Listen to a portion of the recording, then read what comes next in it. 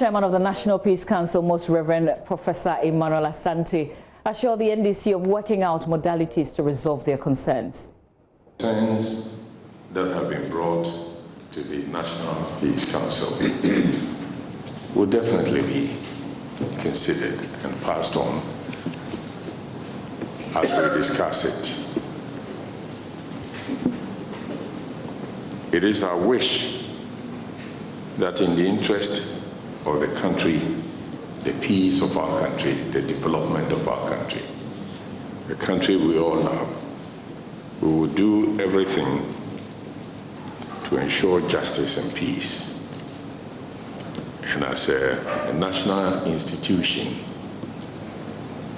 not committed to any one side of the divide, political divide, we will do the best that we can to bring attention to the concerns that have been raised at the appropriate time. Sometimes it is difficult for people to understand people who are doing peace work, because peace work involves covert and overt activities. It involves covert and overt activities. And in some cases, the covert activities is even more effective than the overt activities. So we can assure our brothers and the entire Ghanaians that the Peace Council would do all it can with its partners.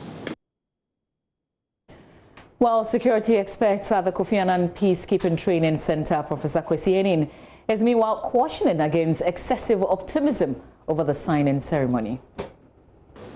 Now, part of the challenges for this signing and the eventual compliance is that the National Peace Council itself doesn't have the capacity and the strength to elicit compliance and to demand from the signatories to behave well. But the argument is that, I mean, this whole event and this whole ceremony perhaps might be a mirage.